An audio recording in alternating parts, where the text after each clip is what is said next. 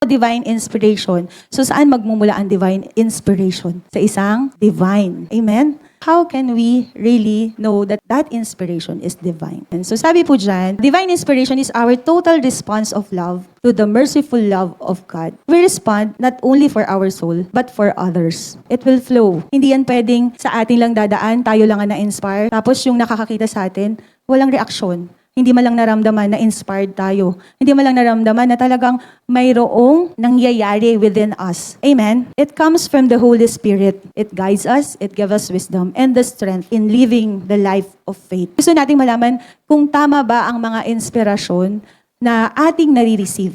It is really galing talaga ba sa Holy Spirit.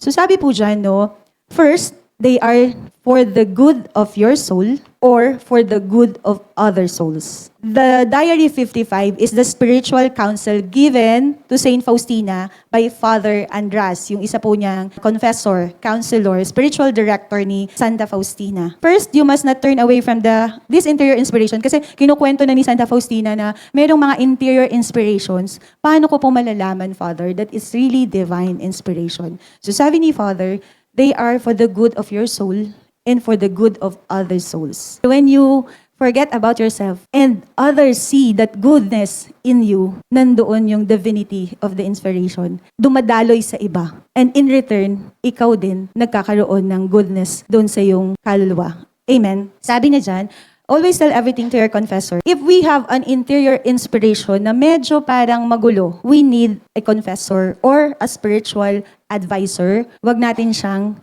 susuluhin. Kasi, yung second of that guide is, if these inspirations are not in accord with the faith or the spirit of the church, they must be rejected immediately as coming from the evil spirit. Eh, sino yung magsasabi sa atin nun? Syempre, yung mas may alam about faith. Lagi ang simbahan, hindi mag-i-stop sa kabutihan mo lang. Kailangan yung kabutihan mo dadaloy sa iba. Remember the chaplet of the Divine Mercy. We always pray not only for our soul, not only for the soul of our family, but for the whole world.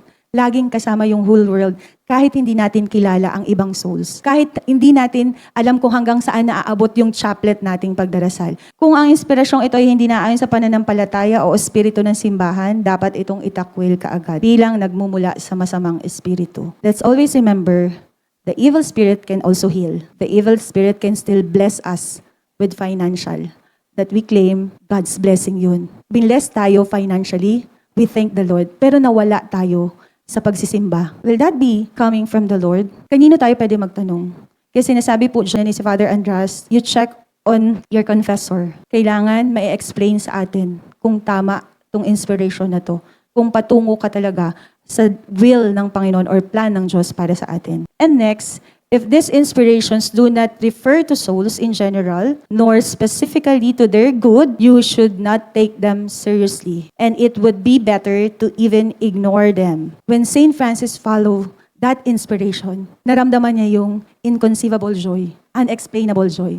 When Mother Teresa followed that divine inspiration, she became the living saint of our time. Amen? And they received what God promised for those who follow that divine inspirations. So if we are listening to our hearts, may mga inspirasyon na tama ba to Lord yung gagawin ko, you can check a confessor or a spiritual director. If hindi nyo talaga kayang i-decide, check. Tandaan natin, even the evil can do good for us just to change our mind at guluhin tayo following Christ. You should not make this decision by yourself, either one way or the other, as you can easily be led astray despite these great favors from God. Ito po yung sinasabi ko. Kung hindi natin kayang balansehin yung inspiration na dumarating sa atin, every one of us are called not to become successful, but become faithful, to become saints. Sabi dito, humility, humility, and ever humility. Meron po ko nabasa, if we are to choose about certain and uncertain in a spiritual life, choose the uncertain because God is there. Yung certain kasi, alam mo na yung kwento dyan. Alam mo na yung ending.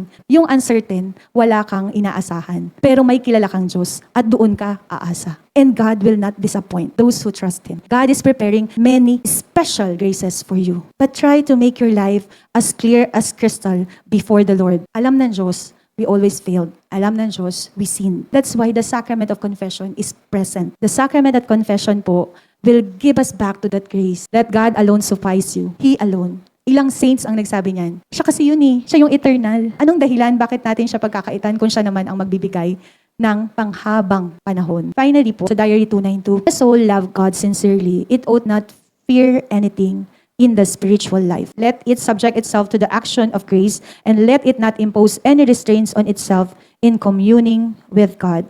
Do we really love God sincerely? Kung we really love God sincerely, let's not put any restraints in communing with the Lord. Walang harang, walang balakid, walang wall, walang takot. With the inspiration coming, kapag na-check na natin yung first, second, and third, pasok to Lord eh. Ito talaga yung divine inspiration. Allow me to obey you with a humble heart. Humility, humility, and always humility. Amen. Palakpakan natin si Lord.